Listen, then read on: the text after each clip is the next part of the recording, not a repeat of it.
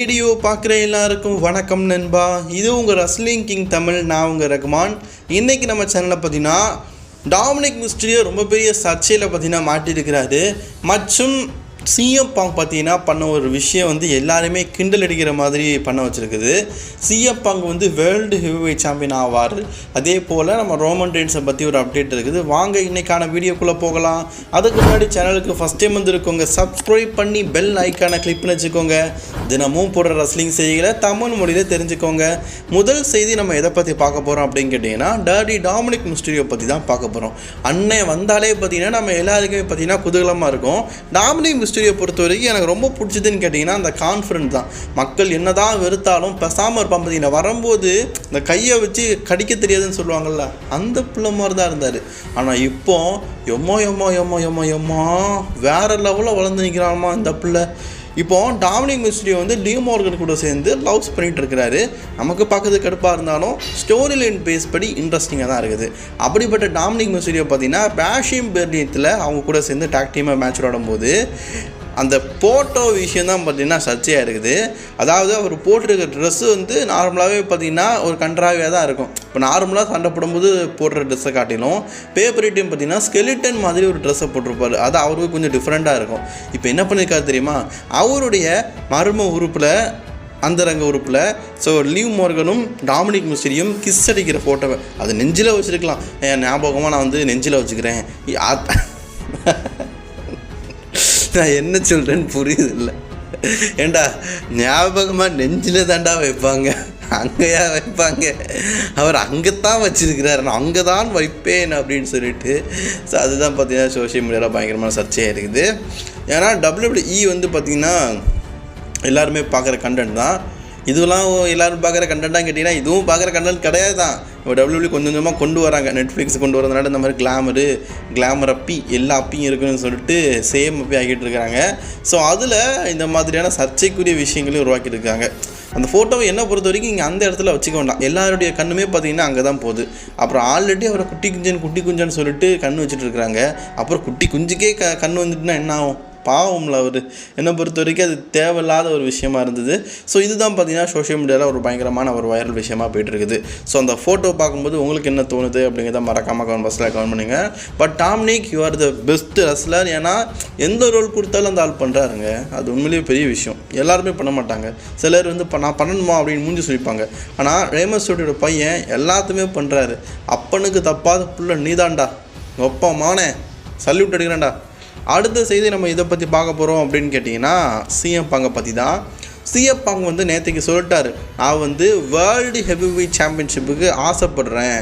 பாஷிம் பெர்லியத்தில் வந்து நான் இப்போதைக்கு வந்து மேட்ச் விளையாடி முடிச்சுட்டேன். ஒருவேளை ட்ரூ மேக்கிண்டர் வந்து என் கூட மோதணும் அப்படின்னு ஆசைப்பட்டா அவருக்கு விளாடுவேன். இல்லாட்டா குந்தூருக்கு அகேன்ஸ்டாக பார்த்தீங்கன்னா நான் வேர்ல்டு ஹெவிவெயிட் சாம்பியன்ஷிப்பாக மோதணும் அப்படிங்கிற மாதிரி சொல்லியிருக்காரு. இந்த வேர்ல்டு ஹெவிவெயிட் சாம்பியன்ஷிப் சிஎம் பாங் அந்த ஸ்டோரிலாம் பார்த்தீங்கன்னா அவன் முன்னாடி காலத்தில் பார்த்துருப்போம். ஸோ அதுக்கப்புறமா ஒரு WWE சாம்பியன்ஷிப்பாகலாம் ஓடி AEW சாம்பியன்ஷிப்லாம் ஓடி இப்போ மறுபடியும் அந்த வேர்ல்டு சாம்பியன்ஷிப்பாக வந்தது ஒரு இன்ட்ரெஸ்டிங்கான விஷயமா இருக்குது. மேபி ட்ரூ மேக்கிண்டர் பார்த்தீங்கன்னா சிஎம் பாங்க டிஸ்டர்ப் பண்ணாமல் நான் உன் கூட ஒரு மேட்ச் விளாடணும், எனக்கு ஒரு மேட்ச் வேணும், அந்த மாதிரி எதுவுமே கேட்காம இருந்தால் கண்டிப்பாக பார்த்தீங்கன்னா நீங்கள் வந்து குந்தருக்கும் சிஎம் பங்குக்கும் பார்த்தீங்கன்னா பேட் பிளட்டில் அடுத்து நெக்ஸ்ட் அப்கமிங் பேப்பரில் பார்த்தீங்கன்னா ஒரு மேட்ச் எதிர்பார்க்கலாம் அப்படிங்கிறது இதன் மூலிமா தெரிஞ்சிருக்குது. குந்தர் ஒரு நல்ல டிஃபெண்டிங் சாம்பியன் அப்படிங்கிறத முதல் பேப்பர்லேயே காட்டிட்டாரு. அந்த மேட்சை பொறுத்த வரைக்கும் எனக்கு ரொம்ப பிடிச்சதுன்னு கேட்டிங்கன்னா மேட்சோட லென்த்து தான். இப்போது எல்லாருமே சொல்கிறீங்க, சில பேர் போர் அடிக்குன்னு சொல்லுவீங்க, சிலர் நல்லா இருக்குன்னு சொல்கிறீங்க, அது அவங்களோட ஒப்பீனியன். பட் ஆனால் என்னை பொறுத்த வரைக்கும் குந்தர் வந்து அவருடைய ஃபேவரட்டான கண்ட்ரியில் வந்து அவர் சண்டை போடுறாரு.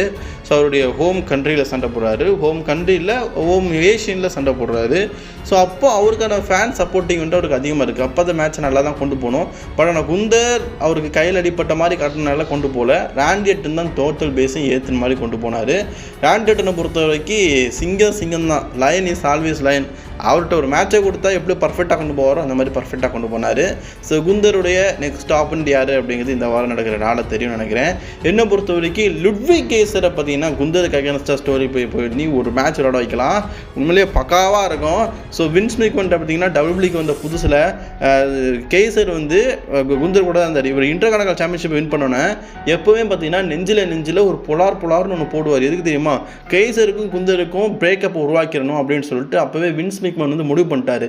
ஆனால் வின்ஸ் மெக்மேன் இல்லாத அவர் அந்த WWE போனதுனால அந்த கெய்சரும் குந்தரும் வந்து பிரிவு வந்து வேண்டாம்னு சொல்லிட்டு மறுபடியும் இம்பீரியமை பார்த்தீங்கன்னா சேர்த்துட்டாங்க. லுட்விக் கேசரு, அடுத்தது நம்ம இலுவான் வின்சி, இவங்க 3 பேர் சேர்ந்து பார்த்தீங்கன்னா 3 பேர் ஒரு டீம் ஆகிட்டாங்க. இல்லாட்டா அன்றைக்கே பார்த்தீங்கன்னா இவங்களுக்கு 3 பேருக்குள்ள பிரேக்கப் ஏற்பட்டிருக்கும். என்னை பொறுத்த வரைக்கும் குந்தருக்கும் லுட்விக் கேசருக்கும் ஒரு மேட்ச் வச்சா நல்லாயிருக்கும் அப்படிங்கிறது என்னுடைய கருத்து. உங்களுடைய கருத்துக்களை மறக்காமல் கமெண்ட்ஸில் கமெண்ட் பண்ணிக்கோங்க. ஸோ ஃபியூச்சரில் நம்ம எதிர்பார்க்கலாம்னு நினைக்கிறேன்ப்பா. சரி, அடுத்த செய்தி நம்ம எதை பற்றி பார்க்க போகிறோன்னா, ட்ரூ மேக்கிண்டர்கிட்ட இருக்கிற அந்த பிரேஸ்லெட்டை பார்த்தீங்கன்னா எப்படியோ படாத பாடுபட்டு குட்டிக்காரணப்பட்டு நம்ம சிஎம் பங்கு வந்து வாங்கிட்டாரு. அதாவது அதை வாங்கினதுக்கப்புறமா அவருடைய ஃபுல் எமோஷ்னலையும் கூட்டி இப்படி எடுத்து அப்படின்னு சொல்லிட்டு இந்த பிரேஸ்லெட்டை பார்த்தீங்கன்னா உம்மா கொடுத்துருப்பாரு. உம்மா கொடுத்தியா மகாராசா, ஐயா ராசா ராசா, சிஎம் பங்கு ராசா, அந்த பிரேஸ்லெட்டை உம்மா கொடுக்க முடியாத அவன் எந்த இடத்துல வச்சுருந்தான்னு தெரியுமாடா அப்படின்னு சொல்லிட்டு ஒரு மீம் வந்தது. அந்த மீமை பார்த்த பிறகு எங்கே வச்சுருந்தான்னு பார்த்தா நம்ம ட்ரூ மேக்கிண்டர் பார்த்தீங்கன்னா கையில் இருந்தால் பிடிங்கிடுவான்னு சொல்லிட்டு சட்டிக்குள்ளே வச்சுருந்துருக்காரு. அந்த பிரேஸ்லெட்டை ஜட்டிக்குள்ளே போட்டுட்டு தான் பேரவை எடுத்து கையில் போட்டிருக்காரு. ஜட்டிக்குள்ளே நல்லா சேஃபாக இருக்கட்டும்னு சொல்லிட்டு அதுக்கப்புறமா எடுத்து தான் கையில் போட்டிருக்காரு. இது தெரியாத நம்ம சிஎம் பங்கு வந்து உம்மா கொடுத்துட்டாரு. உம்மா இதுதான் பார்த்தீங்கன்னா சோஷியல் மீடியாவில் பயங்கரமான ட்ரோல்மெண்ட் கிளப்பிட்டு இருக்குது. ஏன்டா நீ அந்த பிரேஸ்லெட்டை ஆசையாக இவ்வளோ அழுத்தி உம்மா கொடுக்குறியே, அந்த பிரேஸ்லெட்டை அவன் எந்த இடத்துல வச்சுருந்தான் தெரியுமாடா அப்படின்னு சொல்லிட்டு எல்லாரும் சோஷியல் மீடியாவில் கீழே அடிக்கிறாங்க. ஸோ தோத்தாலும் ஜெயித்தாலும் the king maker of the troll material நம்ம ட்ரூ மேக்கிண்டர் எப்படியாவது நம்ம சிஎம் பாங்க எதுலையாவது ஒருத்தனை பழி வாங்கணும்னு சொல்லிட்டு ஏதாவது ஒரு இதில் பழி வாங்கிட்டே இருக்கிறாரு. அது நல்லா தான் இருக்குது. சரி, அடுத்தது நம்ம ரோமன் ரெயின்ஸை பற்றி அப்டேட் பார்க்கலாம். ஸோ எனக்கு கிடச்சிருக்கிற நியூஸ் படி ரோமன் ரெயின்ஸ்க்கு பேட் பிளட்டில் பார்த்தீங்கன்னா இப்போதைக்கு எந்த விதமான ஸ்டோரியும் இல்லையா. ரோமன் ரெயின்ஸோட ரிட்டனை வந்து இந்த வாரம் நடக்க போகிற ஸ்மாக்டவுனில் வந்து டீச் பண்ணுவாங்க. ஏன்னா இந்த வாரம் நடக்க போகிற ஸ்மாக்டவுனுக்கு ரோமன் ரெயின்ஸோட ரிட்டன் இருக்க வாய்ப்பு இல்லை.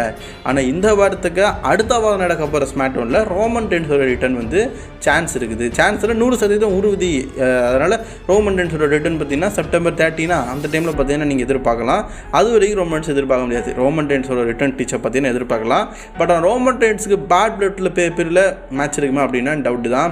மேபி க்ரௌன் ஜூல் அதுக்கு அடுத்த பேப்பரே நடக்க போகுது. WWE பார்த்தீங்கன்னா க்ரௌன் ஜூல் ஒரு பெரிய பெரிய நாட்டில் நடக்குது, அங்கேயே வச்சுக்குவோம் அப்படின்னு சொல்லிட்டு முடிவு பண்ணிட்டாங்களான்னு தெரில. இருந்தாலும் நம்ம பேட் பிளட்டில் ரோமன் ரெயின்ஸ்க்கு ஒரு மேட்ச் இருக்குன்னு சொல்லிட்டு ஃபேன்ஸ் மத்தியில் ஒரு எதிர்பார்ப்பு இருக்குது. அந்த எதிர்பார்ப்பை WWE கண்டிப்பாக பூர்த்தி செய்யணும். ஸோ அதை செய்கிறாங்களா அப்படிங்கிறத நம்ம வெயிட் பண்ணி தான் பார்க்கணும். என்னை பொறுத்த வரைக்கும் ரோமன் ரெயின்ஸ் பார்த்தீங்கன்னா கண்டிப்பாக வந்து பேட் பிளட்டில் ஜாக்கப் ஃபாட் கூட ஒரு மேட்ச் நடணும். ஏன்னா இப்போ சோலோஸுக்காக விட்டுது இல்லைங்க, சோலோஸுக்காக அன்டிஸ்பியூட்டட் WWE சாம்பியன்ஷிப்பாக தான் மோதுவேன் அப்படிங்கிற மாதிரி சொல்லிட்டு இருக்காரு. ராண்டி ஆக்டன் மேட்ச் வேணும்னு சொல்லிட்டு கோடியோட சொல்லிட்டு இருக்காரு. அவங்க யார் கூட வேணாலும் மோடிட்டு போட்டு ஒருவேளை மேபி WWE பார்த்தீங்கன்னா சோலோசிகாவுக்கும் கோடியோட்ஸ்க்கும் ஒரு மேட்ச் நடத்தாங்கன்னா ஜாக்கப் ஃபாட்டுக்கும் ரோமன் ரெயின்ஸ்க்கும் ஒரு மேட்ச் நடக்கலாம். இந்த மேட்ச் உண்மையும் நல்லா இருக்கும். ஜாக்கப் ஃபாட்டுடைய பர்ஃபார்மன்ஸை பார்க்கும்போது நான் அப்சர்வ் பார்த்தீங்கன்னா உண்மையாக நல்லா இருக்குதுன்னு சொல்லியிருக்கேன். உங்களுக்கு நிறைய டைம் சொல்லியிருக்கிறேன். அந்த ஆளுடைய சைஸுக்கும் அவர் சண்டை போடுற வயசுக்கும் வேறு லெவலில் இருக்குதுங்க. உண்மையிலேயே சூப்பராக இருக்குது. ஸோ ஜாக்கப் ஃபாட்டுவே நீங்கள் ஃபியூச்சர் ஆஃப் WWE காட்டலாம். இப்போ என்ன தான் சோலோஸுக்காகவே நீங்கள் ட்ரைபிள் சீஃபாக காட்டினாலும் நம்ம மத்தியில் பார்த்தீங்கன்னா ஒரு க்ளோன், ஒரு கோமாளி வந்து I am the tribal chief அப்படின்னு சொல்லிட்டு இருக்க மாதிரி தான் இருக்குது. பிகாஸ் இதுக்கு காரணம் என்னதுன்னா சோலோஸுக்காக நீங்கள் காட்டின விதம் எப்படி ஆரம்பத்தில் பார்த்தீங்கன்னா பயங்கரமான டாமினேட்டாக காட்டினார். எப்போ வந்து தொடர்ந்து பார்த்தீங்கன்னா கண்டினியூவாக இப்போ ரோமன் ரெயின்ஸ் கூட எல்ஏ நைட் ஒரு ஆப்பனண்ட்டாக இருக்கார், ஜே ஊசோ ஒரு ஆப்பனண்ட்டாக இருக்கார், சரி வேறு யார் கோடி ரோட்ஸ் ஆப்பனண்ட்டாக இருக்கார். அந்த மேட்சுக்கு முன்னாடி அவங்க பேப்பரில் விளையாடுறாங்கன்னா அதுக்கு முன்னாடி ஸ்மாக்டவுனில் சோலோசிகாவை கூட மோதி அவங்க சோலோசிகாவை பீட் பண்ணுவாங்க. இதுதான் சோலோசிகாவோட வேலை. மற்றபடி சோலோசிகாவோட வேலை எதுவுமே இல்லாமல் இருந்தது. ஸோ அதனால் தொடர்ந்து கண்டினியூ தோல்வி. முதல் ஜான்சனை வீழ்த்தினார். 27 மேட்சஸ் கண்டினியூவாக தோல்வி. ரசல்மேனியாவுக்கு அடுத்தது நான் தான் ட்ரைபிள் சீஃப்னு சொல்லும்போது கூட அவருக்கு தொடர்ந்து தோல்வி தான். முதல் வெற்றியே அப்போ அந்த பேக்லாஷ் பேப்பரில் தானே கொண்டு வந்தார். அப்படி தொடர்ந்து தோல்வியாக இருந்த ஒருத்தனே இவன் தான் ட்ரைபிள் சீஃப்னு சொன்னால் நம்மளால் ஏற்றுக்க முடியாது. பட் ஜாக்கப் ஃபாட்டு இந்த ஜீரோலேருந்து ஆரம்பிச்சிருக்காரு. ஸோ இப்போ தான் அவர் படிப்படியாக வந்துட்டு இருக்காரு. ஸோ அவர் ஒரு நல்ல வெற்றி, நல்ல மேட்ச்லாம் கொடுத்து நல்ல பர்ஃபார்மன்ஸ் கொடுத்து பயங்கரமான ஆளாக காட்டினா கண்டிப்பாக பார்த்தீங்கன்னா ஜாக்கப் ஃபாட்டுவை கூட நம்ம ஃபியூச்சர் ட்ரைபிள் சீஃபாக எதிர்பார்க்கலாம். அதுக்கான 10 பொறுப்பும் பார்த்தீங்கன்னா பக்காவாக நம்ம ஐயனுக்கு இருக்குது. ஸோ உங்களுடைய கருத்துக்களை நீங்கள் மறக்காமல் கமெண்ட் பாக்ஸில் கமெண்ட் பண்ணிக்கோங்க. மறக்காமல் நம்ம அதர் சேனல்ஸையும் சப்ஸ்கிரைப் பண்ணி வச்சுக்கோங்க. அடுத்து நல்லதோ ரெஸ்லிங் செய்கிற நான் உங்களை சந்திக்கிறேன். இது உங்கள் ரெஸ்லிங் கிங் தமிழ். நான் உங்கள் ரஹ்மான். கர்மா இஸ் ஆல்வேஸ் பூமராங் நண்பா.